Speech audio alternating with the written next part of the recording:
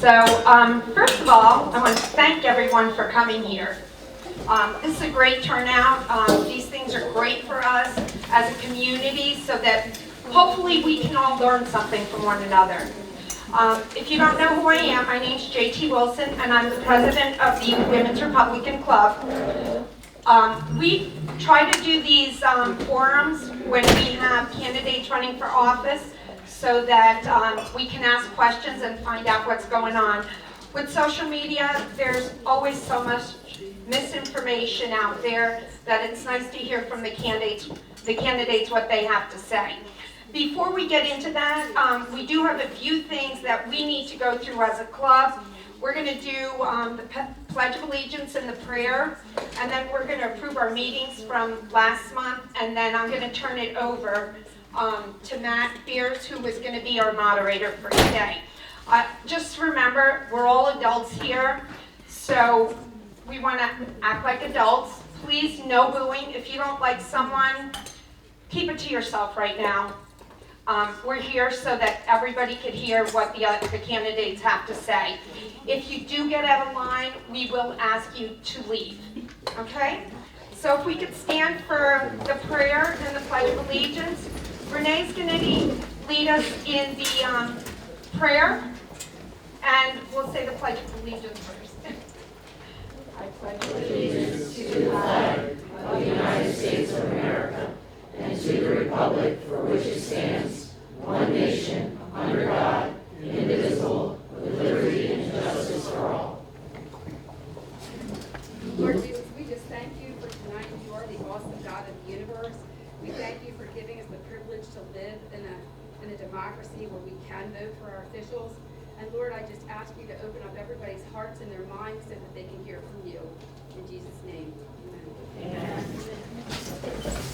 Thank you, JT. Just to echo a few of the sentiments, thank you everybody for coming out. It's always good to see a packed house where we can explore the candidates' ideas, qualifications about what makes our community great. So thank you all so much for coming out. Before we invite the candidates up to start with their opening statements, just a couple of housekeeping things to go through.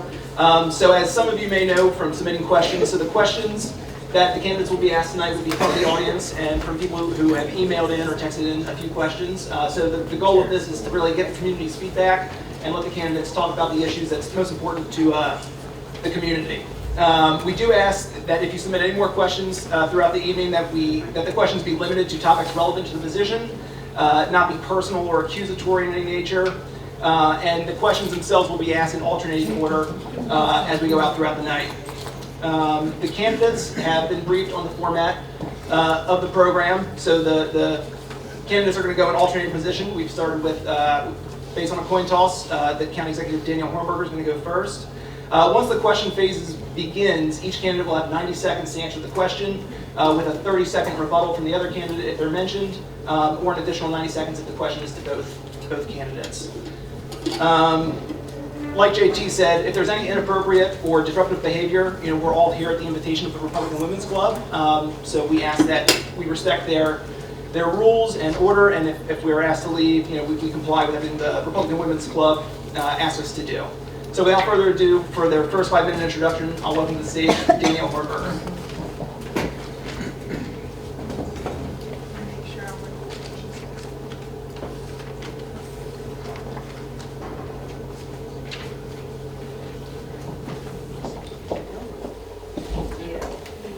Matt, and thank you everyone for being here this evening. Really pleased to see so many people engaged and interested in our elections, and frankly what I will tell you is I'm not running on promises that I'm making.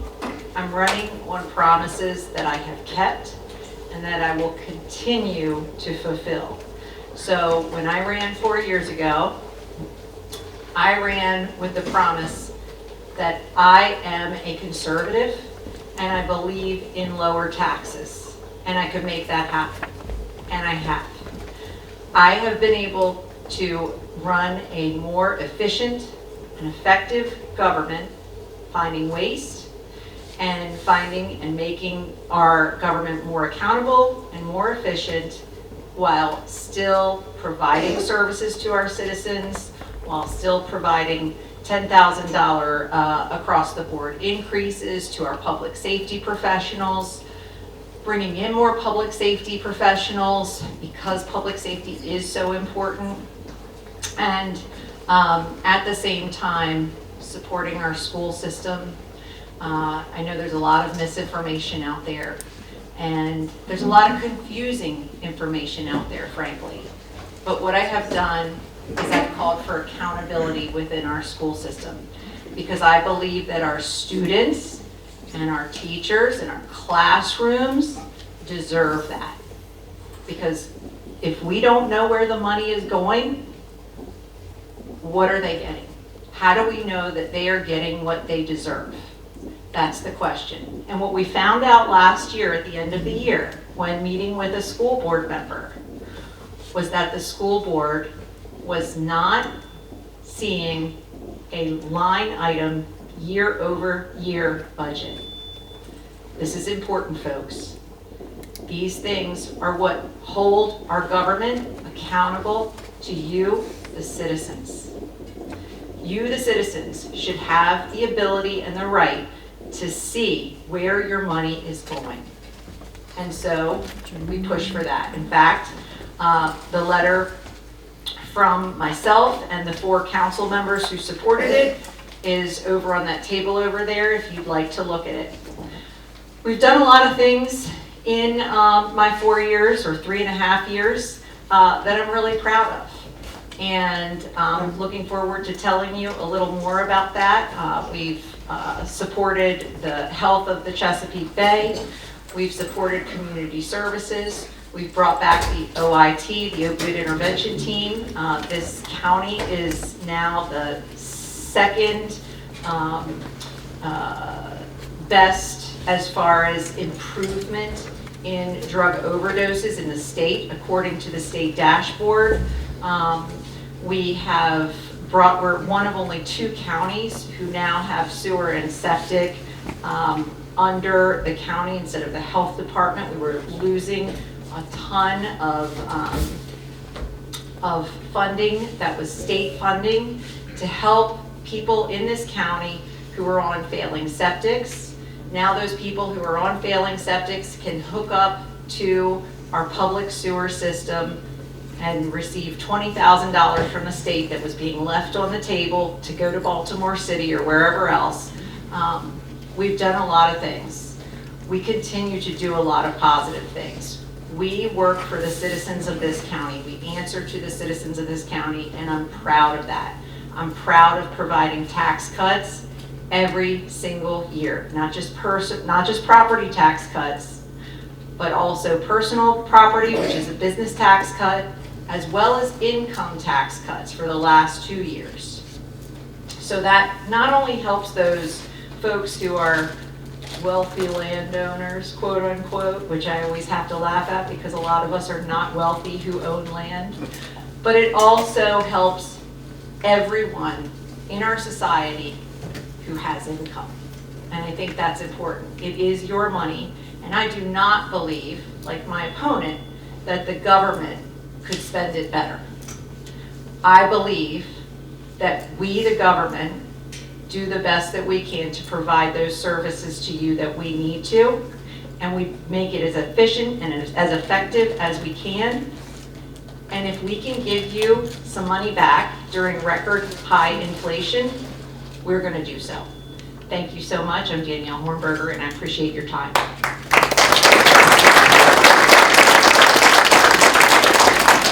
Next up for the 5-minute introduction, we have County Executive Candidate Adam Streight.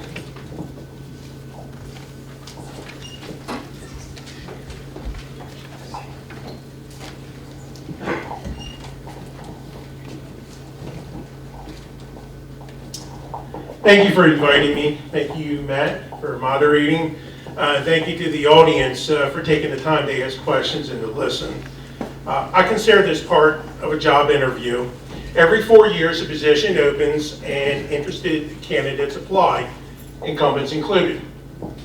I'm Adam Streight, and I'm running for county executive because I want to make Cecil County better than when I found it. To understand what I mean, let me tell you about myself. I was born to two Christian parents who raised my sister and I to fear God and respect others. My wife, Amy, and I moved to Cecil County 25 years ago, where I became a sheriff's deputy, and we raised our family here. I have a bachelor's degree in criminal justice administration. Currently, I'm a sergeant in an investigative unit, and throughout my career, I've served in criminal patrol, civil process, and drug units.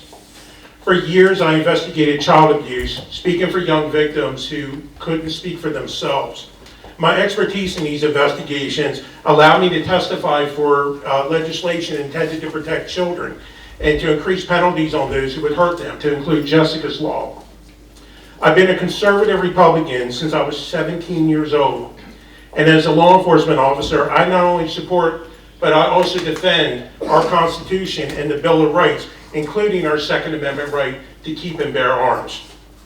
I believe in common sense government that meets the needs of all of its citizens in a fiscally responsible way, period.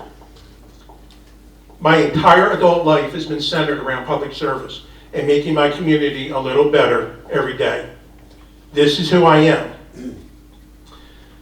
I can't believe I have to do this here, but given some of the things that are on social media by some influential people right in this very room, let me tell you what I am not.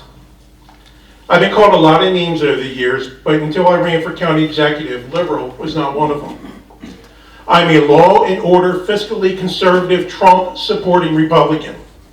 We enjoy greater freedom and we're safer domestically and internationally when Donald Trump was our president. During my invitation to the White House, I told him so. And contrary to what you may have heard or what's going around, Donald Trump hasn't endorsed anybody up here on this stage. The difference between my opponent and I is that I am running as my own person and don't need to use his name as a crutch.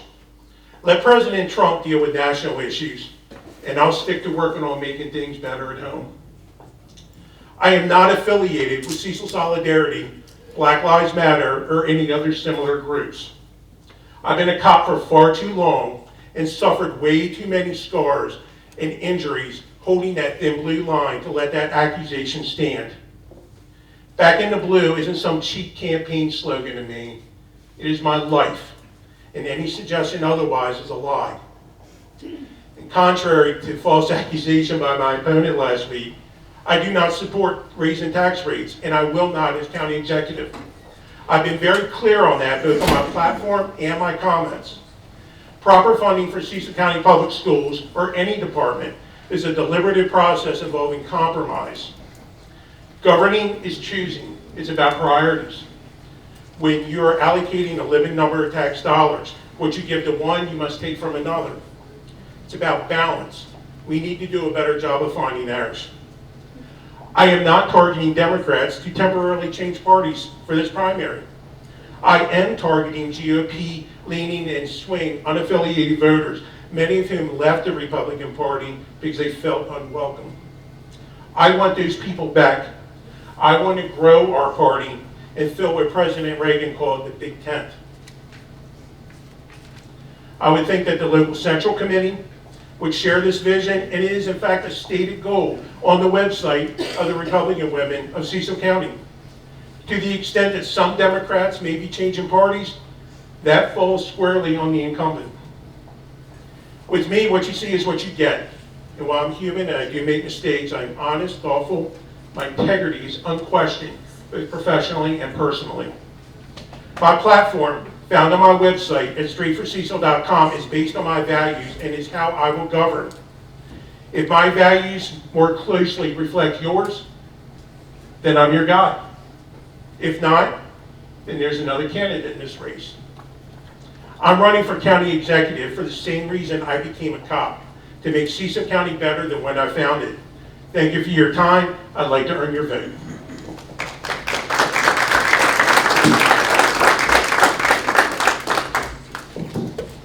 All right, thank you both for the opening statements. Now we'll move to the question portion of the event.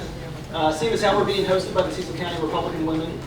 First up, this is a question to both of you, and since Danielle started, I can take the lead on this. Why do you want to represent Cecil County?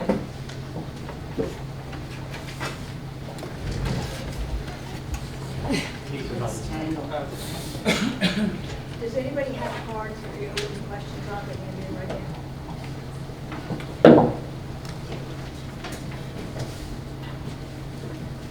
So as I said in my opening remarks, public service is in my blood. I've been serving you for 25 years. It's not an easy job. It is a fun job. It's a very rewarding job. As I approach retirement, I would like to continue serving you. My parents taught me that anything that you do, make life a little better for the people around you. I just made it my livelihood. We have issues and problems here in Cecil County that I believe, in my perspective, not only as a county employee, but as a 25-year resident here, that I have insight that I can fix, or I can help fix. I don't promise that I'm going to fix everything, but I can promise that I'm going to try to make things better. We'll listen. I will listen to the concerns of our constituents. I will listen to the concerns of my opponents. Nobody's going to be shut out with me. I want to hear what everybody has to say, because what everybody has to say has value.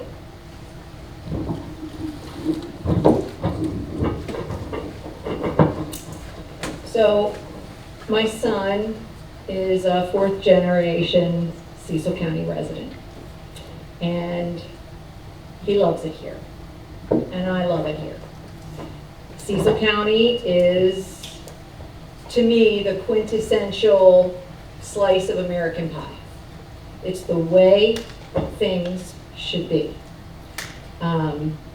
You know, you go down to the Cecil County 4-H auction every summer for the fair, and Miss King is coming around with her iced tea, serving it to you with her grandson, and the kids are telling you about their animals that they're auctioning off. This, to me, this is America. This is Americana. And I love it, and I want to retain that rural culture that we have. I believe in it. I have supported it, and I will continue. I do not shut anyone out, and I'm not sure if that's what my opponent is claiming, but I take very seriously constituent services. Prior to this office, I did work as constituent liaison for Congressman Andy Harris, where I took it very seriously then. We don't just say, well, that's not our department. We say, let's see how we can help you. Let me find out what the answer is. That's important to us, and that's what we do. Thank you, Danielle. Go ahead and keep the microphone for the second question. As this is the first forum for the Republican primary, could you explain to us why you want to run as a Republican? Sure. I want to run as a Republican because I believe in Republican values. I am a Republican. Furthermore, I am a conservative, and I'm proud to say that. And for me, what that means is that I hold conservative values very near and dear. And my father said, if you don't stand for something, you'll fall for anything. This is what I've chosen to stand for, by the way. Thank you. My parents were not Republicans. They were not involved in politics. They just weren't interested, didn't want any part of it. But I have learned, and I've been a lifelong Republican since I was very young. You know what? It's important to work hard, pay your bills, pay your dues, and do what's right.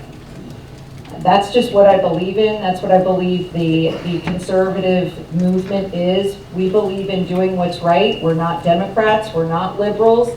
Furthermore, we believe in God. We believe in Second Amendment rights. And we don't believe that government is our God. Government is not our God.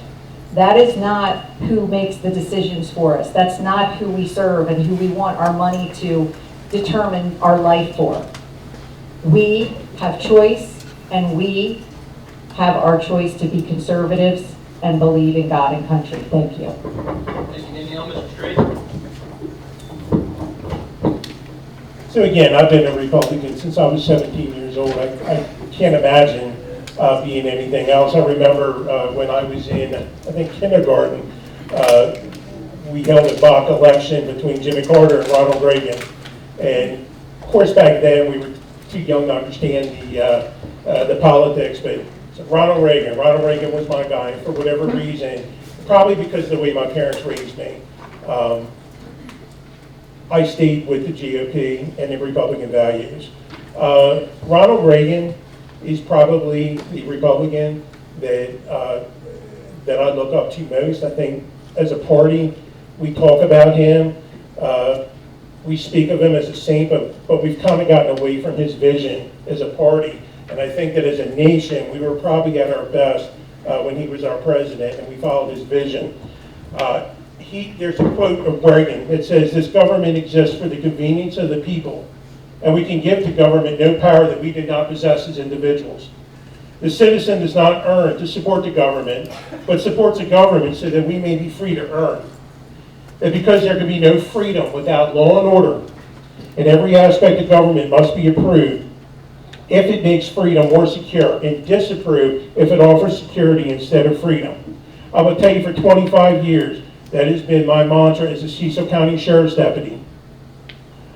I've guarded your right to be free, and we have disapproved or rejected any law. Okay, I'll finish that. All right, appreciate that, Adam. And just as a reminder for everybody, the time is being kept by Kelly and Rebecca in the back. And because there's only two candidates, we're going to let them go and finish thoughts, but just kind of something to keep in mind. So the first question, this will go to Adam as we alternate, is for both of you. What do you propose to do about the rampant drug problem in Elkton, Maryland, and other cities across Cecil County? Well, we need better funding for our law enforcement, that's for sure. Danielle Hornberger has somehow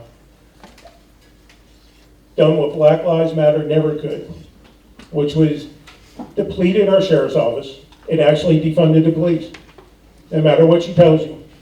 We lost almost a third of our sheriff's deputies during the first 2.5 years of her tenure because of an antagonistic relationship that she chose to have with us after we actually endorsed her. Right now, we are still below where we need to be for our allotted with the sheriff's office. I know in my unit, we had to be cut in half.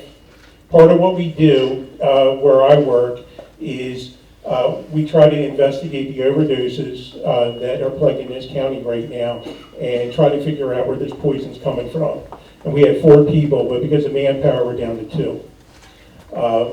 So we have to invest and actually take funding public safety seriously. We also need to provide better education to the public as far as what drugs do, and that they're actually the fuel for crime in this county.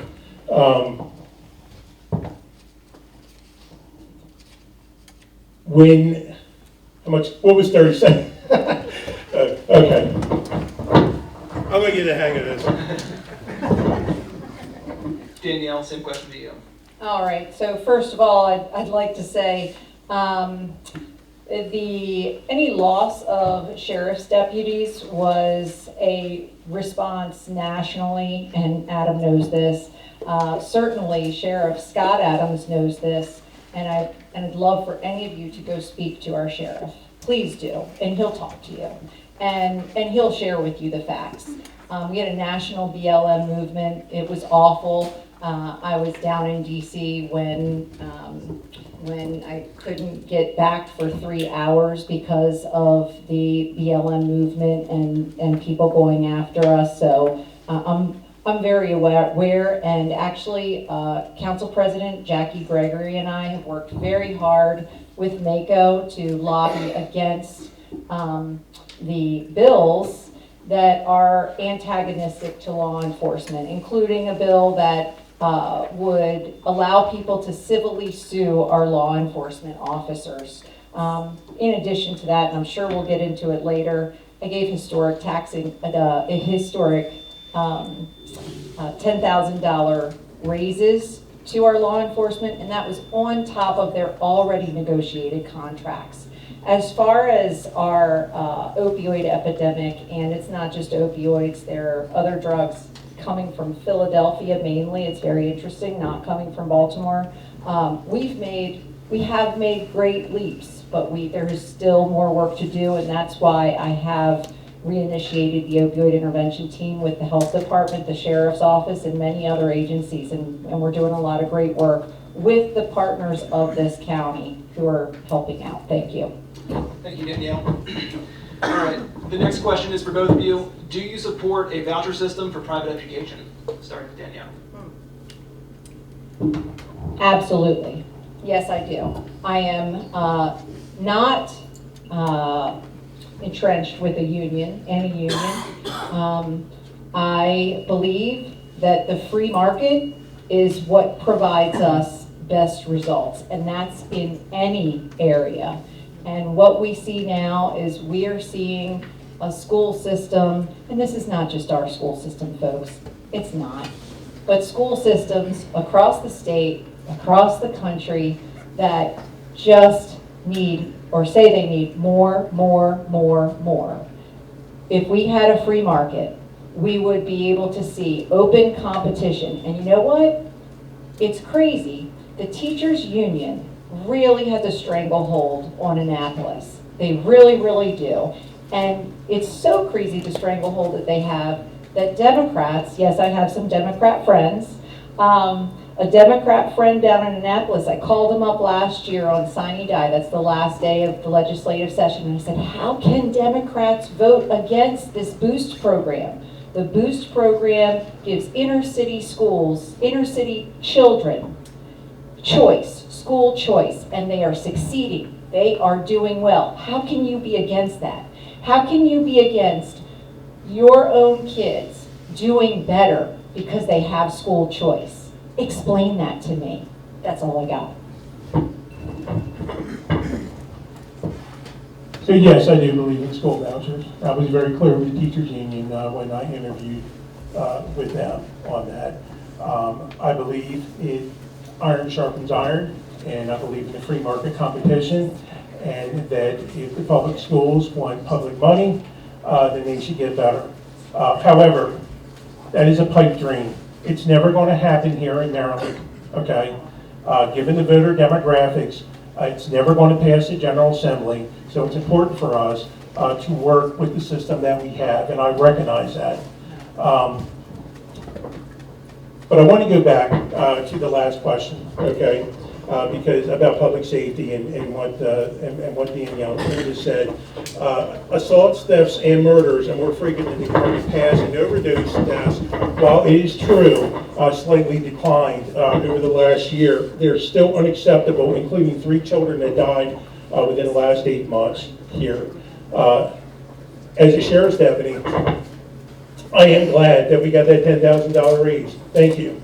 I also know that wouldn't have happened until I said I was announcing for county executive, and I almost beat your ex-husband. We are going to have a chance to rebuttal after it's 11. Okay. So it was not before my announcement, it was before I filed. Okay, and as far as the negotiated raises, we rejected your first contract because 1% for 4 years. Okay, this is what she wanted to give your sheriff's deputies. Am I done?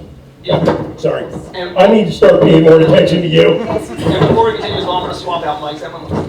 This mic for quality. And Jen, you have 30 seconds for a rebuttal. All right. I'm not even sure what I'm rebutting now, but what I will say is that's revisionist history. And I've worked very closely with the sheriff and very closely with our law enforcement officers, and I know that honestly they're not all backing you. And there's a reason for that, because I have been supportive to law enforcement. I have been supportive to public safety. It is something that I said is incredibly important, and I stand by it, and I've taken the action to prove it, and it's called a negotiation for a reason. That's a negotiation. You don't start up here.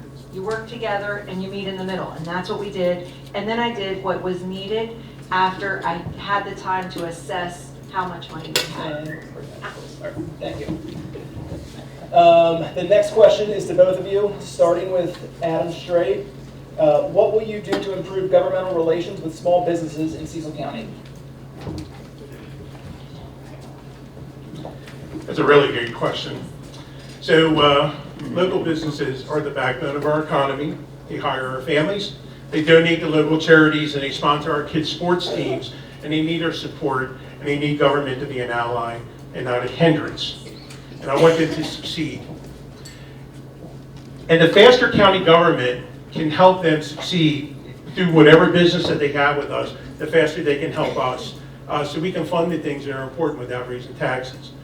In talking with the local business community, that's the number one issue that they feel like when they go down to the county building, that they get the runaround. I heard Danielle during her either or the previous question or during her opening remarks saying that they don't get the runaround. They absolutely do. This is, if you talk to most business owners, they will tell you that when they have business there at the county building, they feel like, well, you go to this department, you go to that department, getting permits, waiting 8 months to a year, even as a homeowner.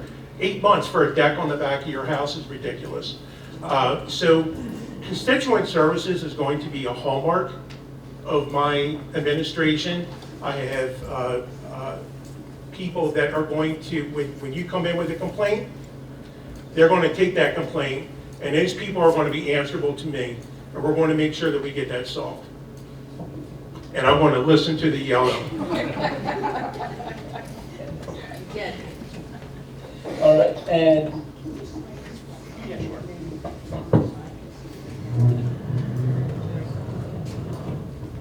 Not ready for center stage. The next question is directly to Danielle.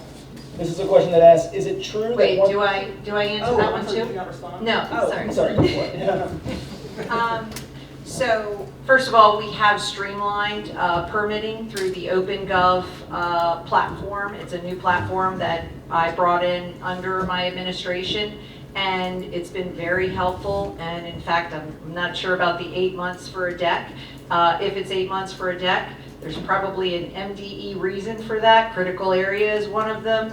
Dealing with MDE is not always fun, but we do have to work within the confines of the state law, as you noted earlier. So, you know, there's a lot of that we deal with, especially when it comes to permitting. But what I will say, under my administration, we follow the rules. Some folks weren't used to that from the previous administration. So things that they might have gotten faster, it might be a little different now. But the reality is we follow the rules and we've streamlined government, and I'm proud of it. And by the way, I was attacked by my opponent earlier for some of these things, and I'm kind of getting tired of it. So if you want to keep up the attacks, we can keep going, but I'm going to bite right back. All right, this next question is directly for Danielle. Danielle, is it true that once the county establishes a spending level or budget for the school system, the level of spending can never be reduced? That is correct. So if it is increased above what the MOE or local share is, then it can never go back. That is the way the state has it set up. That's what we're dealing with per our state. So if we were to fulfill the request at $21 million above, then we would be stuck with, and yes, I will use the term stuck with, spending that each of the following years, and probably then some, because there's always more things that you do have to spend on, a leaky roof and those sorts of things, because we're not even including small cap. That would be $27 million. So that money would run out. By the way, for everyone who thinks that we have some incredible fund balance that goes on forever and that money grows on trees, it simply does not. Yes, there are revenues that come in, but not enough to make up that difference. In 3 years, our fund balance is gone. And when I say gone, there's a certain amount you have to keep by law. But our fund balance is gone, obliterated, and your taxes are going up. So anybody that sits up here and says that they're not gonna raise taxes, but they're gonna fully fund the schools, there's one kind of lie happening. All right, now the next question is directly for Adam, but picking up on that thread.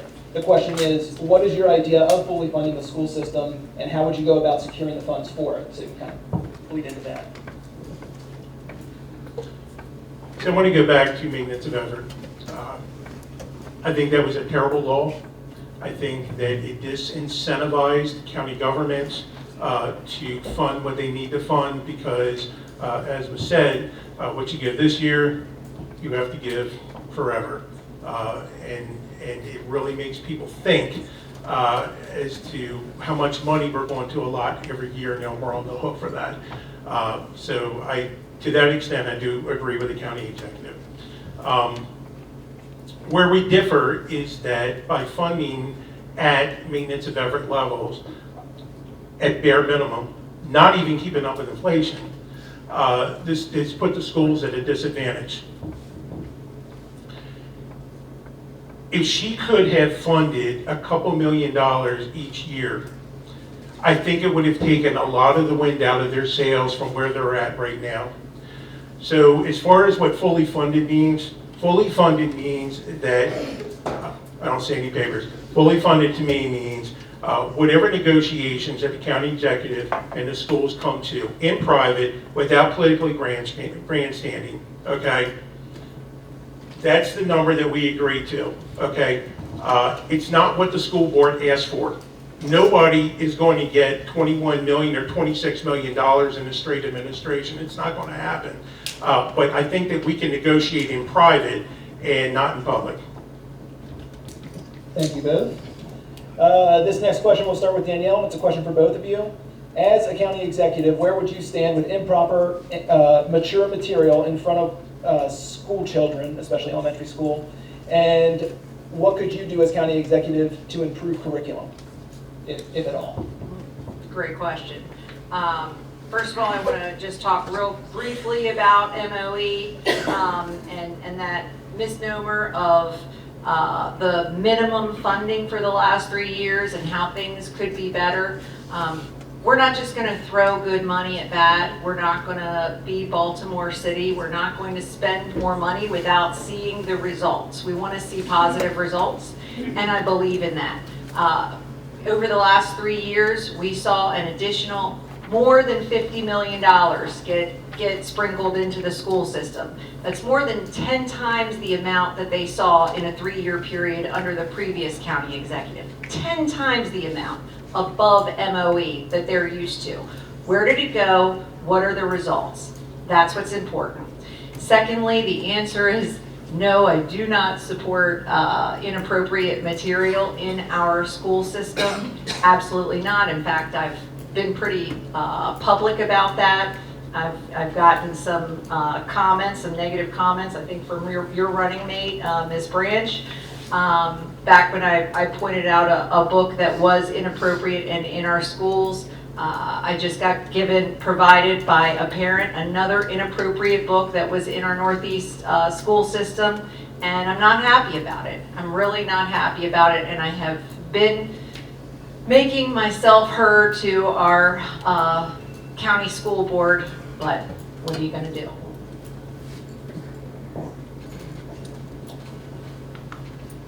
So no, I do not believe that age inappropriate material should be in schools. I'm an old child abuse investigator. I don't, again, I don't know how to answer that any other way than, yeah, no, I don't believe that age inappropriate material should be in school. I do believe, actually, let's stop. All right, thank you. Moving from education to housing, we have a question that talks about the lack of affordable housing limits, or the lack of affordable housing limits county growth. As of the 2020 census, the median household income is $86,292. New development, long story short, home prices are far out of reach for most Cecil County residents. As county executive, what is your plan to provide affordable housing for the people of the county? Starting with Danielle. What I will say is our towns are where I would drive that affordable housing. I don't have, by the way, a lot of say in how some of this works, contrary to a lot of people's belief. We have a comprehensive plan and we have zoning that is already set up. A lot of times people think that government has more of a say in these sorts of things, local government. That's not really so. What we can do is we can talk to developers when they are interested in developing in this county, and work with them when they have needs, for example, needs regarding road improvements and things like that, and we have done that. One example of that is and it's kind of the opposite direction of what you're talking about, but I'm still proud of it. When we had a developer who was by right zone able to have over 1,400 homes come to Cecil County. And instead of developing and putting 1,400 homes in, they're only putting about 700 and not all of the townhouses and apartments that were planned, because I don't believe townhouses and apartments are really meant for Cecil County. They're meant for the towns. That's what towns are for.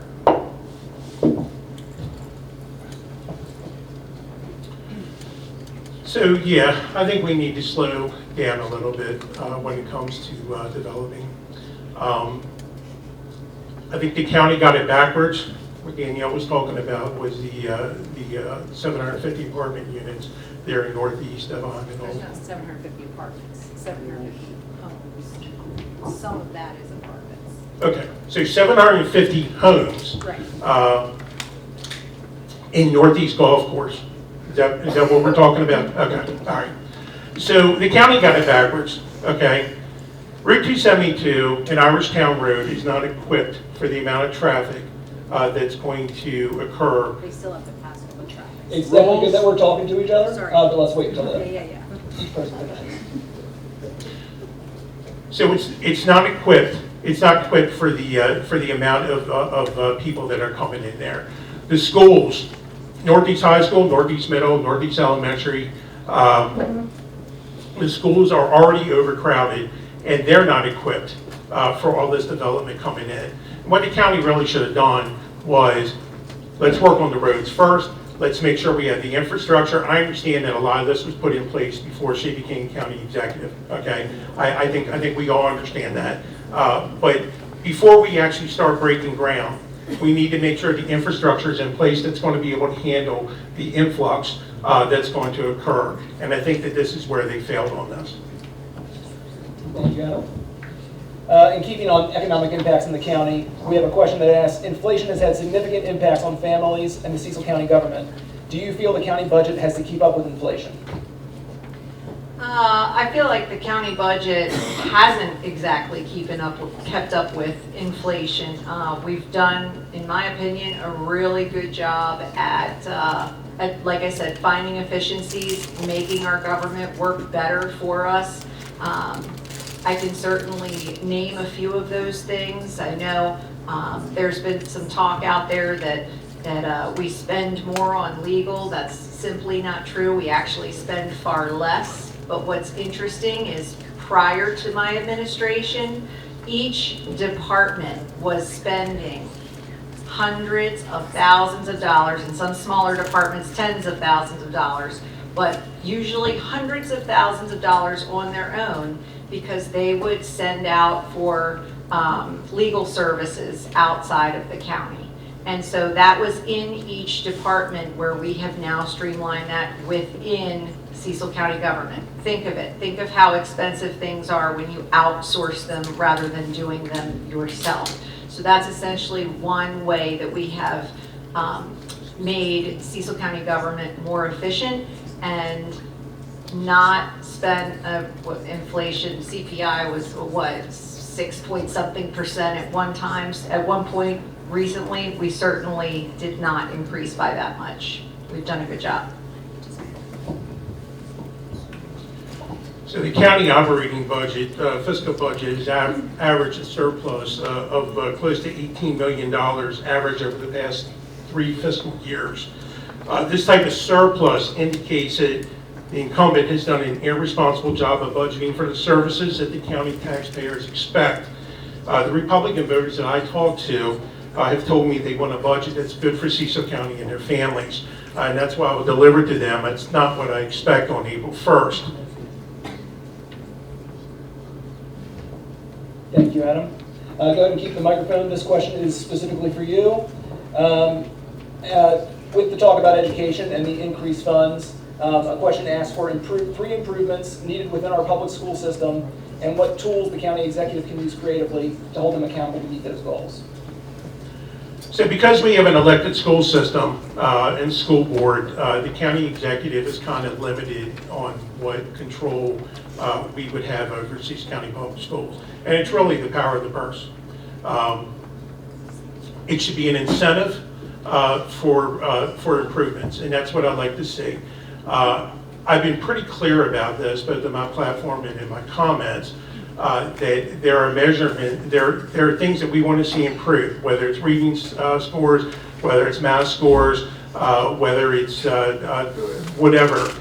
When we sit down with the county, we're going to have benchmarks that they're going to need to meet. Now, they're going to be negotiated benchmarks, okay? Everybody's going to agree. Next year, you want an increase in funding, you need to meet this. Now, we're not going to move the goalpost on, all right? But if they meet that, they'll get that funding. If they don't, then they don't. But at least it gives everybody, everybody knows what we expect with our money. And that's what I plan on doing with that. So no, I don't plan on throwing money over the fence or just giving them a blank check. I do believe that we ask for improvements, and if they want the money, they'll make that improvement. Thank you, Adam. And a question specifically for Danielle, carrying along that same thread. For the last 3 years, Cecil County Public Schools has received the minimum amount that you could give them as the executive under maintenance of effort. Do you believe that has impacted negotiations, and do you believe that that has contributed to lower standards now? So again, first of all, I'm not sure that I talked about the first year, and you can go back if you're interested and watch the video. The first year that I was in office, actually the superintendent asked for maintenance of effort, and we happily provided maintenance of effort. So you guys can go ahead and go watch that. So that's the first year. The second year, that shouldn't have had any impact or issue since he got what he asked for. Actually, he got $2 million extra because the state made a miscalculation and later on told us is sometime late in May, actually you need to give them $2 million more. We miscalculated. So, which is an interesting phenomenon. We also provide our budget a few weeks earlier than most other counties in the state. No, I believe that the school system needs to be held accountable for their own actions, and they are managing their system. They're managing a $250 million system, and they need to be held accountable for it. It's about leadership. It's about management. That's what it's about. You can't blame somebody else, as I think Dr. Lawson likes to do. Thank you. Yeah, if you'd like to comment. Okay. We all know the schools need to improve. I think even the schools will tell you they need to improve. But I will tell you right now that all 3 of my children are products of Cecil County Public Schools. My first 2, my oldest, one of them's right here, followed me in the public service. My youngest is a senior in high school, and she's doing very, very well. To the extent that some students have had problems, listen, during COVID, it was a bad situation all the way around. with having to do virtual learning, that took a lot out of our kids. But I think now we're coming through that. This bogeyman that the Cecil County Public Schools are all bad is not true. They're actually good people trying to do a good job. We just need to help incentivize them to do better. Thank you. Following along the thread of the budget for Cecil County Public Schools, what qualifications or, and this is for both of you, starting with Danielle, what qualifications or experience do you have that makes you best suited to accomplish the task? Start the question over again, sorry. Sure, not a problem. What experience or qualifications do you have that makes you best suited to accomplish the task of reaching a budget appropriate for the school and within the county's budgetary constraints? So again, promises made, promises kept. And I'm not sure, is this specific to the school? That was the only thing that I didn't catch. Yeah, the school system. Okay, Yeah. so let's read it one more time. Absolutely. So what qualifications or experience do you have that makes you best suited to accomplish the task of coming up with a budget? Of coming up, Well, it's for the school system. of It coming up ends with the with best suited budget? to accomplish the task. See, that's what is a little confusing, because I'm not sure who wrote this question, but we don't come up with the budget for the school system. Just for clarification's sake, where the county school system spends their money, that's up to the school system. Now, what we do is we do give them a large sum and effectively throw money over the fence. That is what we do, because that's the way the law and the system is set up. The system is not set up where county government tells the school system, you need to spend this much here and spend that much there. There's a little misinformation out there, or disinformation, that these things have been cut under this administration. That's not true. Those things have been cut under school leadership. Anything that has been cut previously was a decision of school leadership. And it's always going to be a decision, because they have this much money and they have to figure out, just like we do, to work within their budgets. That's how management is designed. You have to figure out how to work, just like in your own home budget. You have to figure out to work within the confines of your budget. So I think the question was about qualifications. I work for a results-oriented agency. When we have a problem, we're expected to solve that problem. When you call 911 and I come to your door, you expect me to solve your problem, sometimes within 5 minutes, and if I can't, we got to figure out a way to solve it. Out on the street, in life and death situations, we not only have to solve those problems, but we have to solve those problems within the confines of the law. And sometimes we have to be creative. This is what I do for a living every day. As a sergeant, I'm a leader. I've led patrol squads, I've led investigations, I've led other units to where there are problems, they want it fixed, we get creative, and we take care of those problems. I've been successful every time. Being county executive is going to be no different. Thank you, Adam. Go ahead and keep the microphone. This is another question for both of you. So this question asks, do you support illegal immigration? And how would you handle it as county executive if a bus of illegal immigrants came to Cecil County? That has happened throughout the nation. So I do not support illegal immigration. I believe that when you come into this country, you have to come in through, as Donald Trump says, the big beautiful door, come in through the right way. My brother-in-law, who is an evangelist, you probably would never heard of him, but in the Spanish-speaking world, he flies all over the southern hemisphere. And he was born in Mexico, and after him and my sister started dating, he came through and he went through the right way, and now he's a proud American citizen, a proud American Republican citizen. They live in Texas. I believe in doing this the right way. I don't know that we have a problem with buses of illegal immigrants coming in Cecil County. I work pretty close with the Department of Homeland Security, and we haven't heard anything on that end. Though I've heard rumors in the last couple of weeks, we certainly haven't heard that.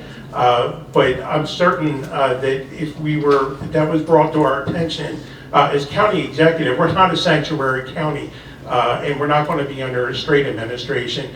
So we're going to contact Homeland Security, we're going to contact immigrations, and we're going to deal with it that way. All right, so, yes, I have heard some of these rumors too. One of the rumors actually came from the next county over, and they got a concerning letter, and immediately, and in the letter, it noted our current governor, that our governor was supporting this. It was a fictitious letter. I immediately called our governor's office and asked, is this true? I want to make sure this is not happening. They verified, absolutely, this is not coming from our office. We are not a part of this. We believe it to be false, et cetera, et cetera, et cetera. Okay, and they started tracking it down. In addition to that, I did hear one of the rumors about a bus of illegals. I've heard another rumor about illegals working at one of our locations, one of the businesses in the county being bussed in, and I did send an email to our sheriff to, check that out, and because I know that he does work with ICE and immigrations to make sure if that was taking place, then it wouldn't be taking place here. Thank you both.